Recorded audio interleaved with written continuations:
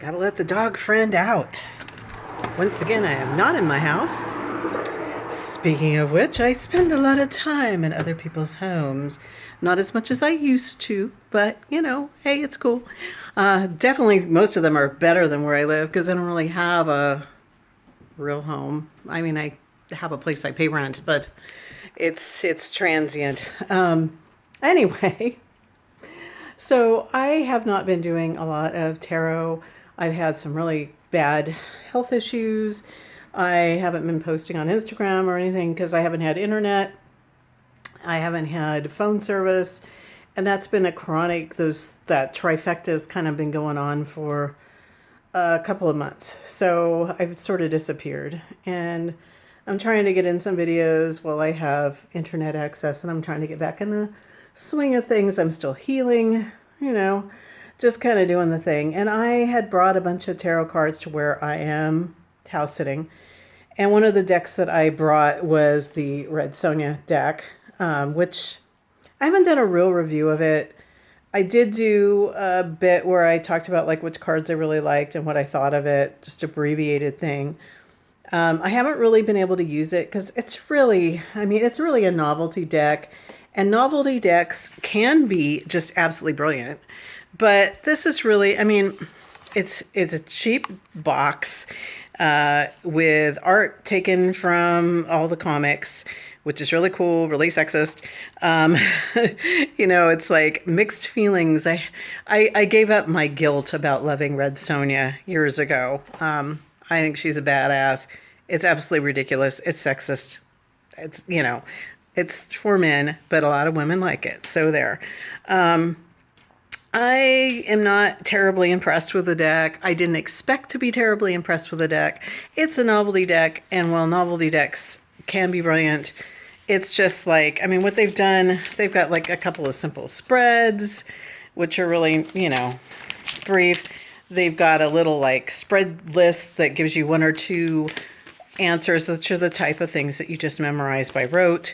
So they did not connect, in most cases, images to the cards that really are meaningful or that really fit what they are supposed to fit.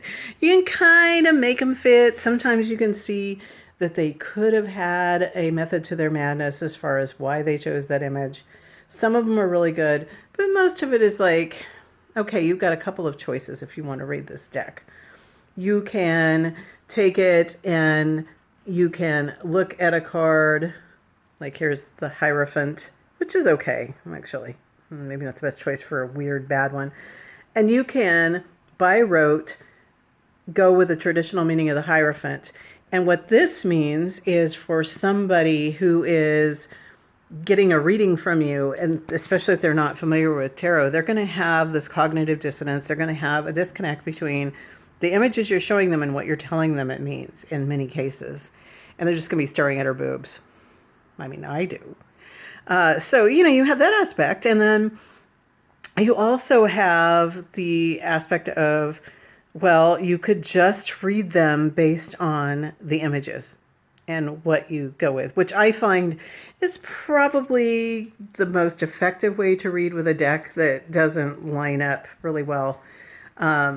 Welcome to Speaking of which, I guess I wasn't done. I just thought I'd do it quick. Do it yourself or quick on the go reading for just today. Yesterday was a day in which I was completely lazy, which I don't allow myself to do very often unless I'm sick. Like a lot of times if I stay in my pajamas, it's because of health issues, but I did it on purpose yesterday, which is the big deal.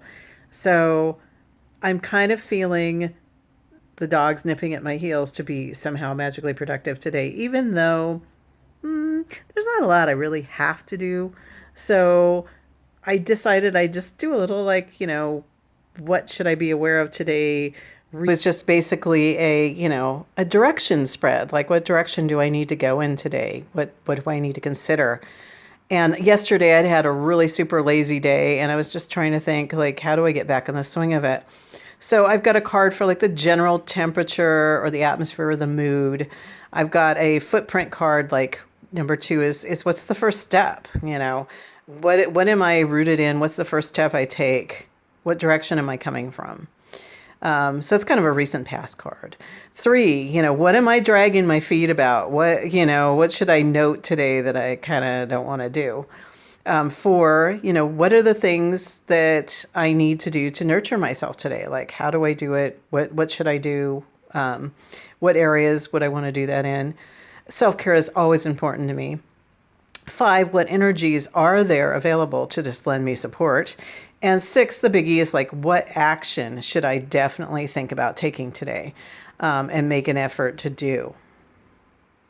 So that's what my goal was when I laid things out. Sorry about the light here, and it's on the bed, and there's chocolate over there. What we ended up for the general mood is the Queen of Wands, which is like the craziest Queen of Wands ever. I am feeling very good about yesterday. You can see she looks tired but content. She's got this pile of bodies and her blood-stained sword. I feel like I did a lot yesterday, even though I really didn't do anything. And now I'm kind of like, wow, I kind of feel like I don't want to do a lot. I just kind of want to sit here and bask in my own gut-covered glory and let my boobs be pooky, and let my beautiful perky breasts be perky. I can't even speak. That's how much that picture evidently affects me. So kind of the root, like things from yesterday or previously, the Page of Pentacles. Like I'm now kind of feeling like, I've put my back on yesterday. It's time to start something new. It's time to be productive. And again, I have very perky breasts and a nice booty. I wish. So yeah, that makes sense to me.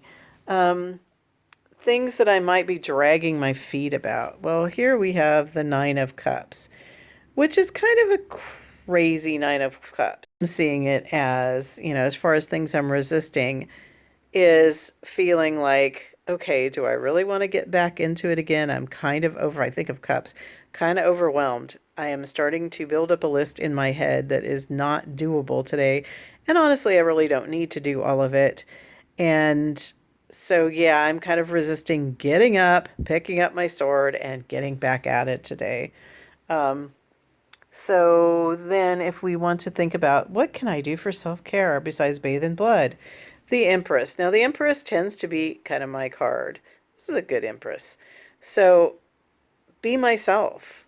Like, just do what feels authentic and natural to me today. So that for me so far has been putting on my makeup, I can't speak today. I hate when my neurological issues do this. Putting on my makeup, doing a wig that I like, playing with my cards. I'm going to make sure I eat really well today before getting into all the stuff, minutia. So that's a very fitting self-care card, I do believe. So next I've got like what kind of supportive energies are out there that I may not be aware of. And I get the most ridiculous 3 of Cups I've ever seen in my life. It's funny if I'm looking at the image today, besides, the wonderful feeling of airing out your cooch over a bunch of skulls. Okay. It is like stormy weather today. So, kind of looks like this card outside. Yeah. So it's a really weird 3 of Cups. But knowing that I do have the support of friends and spiritual energy and the universe kind of has my back, I don't have to kill anyone to get that, is definitely good supportive energies. I do have 3 of Cups energy a lot supporting me in my life. So that's very fitting. So the final card is like, what action should I really focus on taking if I'm going to like really push myself to do something today? And I get the 7 of Swords, which is just like, I guess telling me to just like pillage and take everything I can. No matter how underhanded I have to be. It's kind of a good 7 of Swords card, but I'm just going to look at it as, go boldly forth and take your treasure. I'm, definitely not going to try to get away with anything hinky today. So it's just, I don't know. It's sort of a, it's not a nonsense reading. It does make sense. But I'm still just like left, like looking at these cards, just going, really? Really? These were your, especially this one. This is your choice. So it would have been interesting to see how these cards would have come out with a different deck. I still feel like I can find meaning from them. I can certainly enjoy the beautiful images and the sauciness of it. I really do enjoy this Empress card. I think they did kind of hit it out of the park with selecting that image. And actually the Seven of the Swords is quite good too. Yeah, it's a quick reading. A quick reading for myself. And I just thought it was kind of fun. So hard to take those images seriously, even though they're beautiful.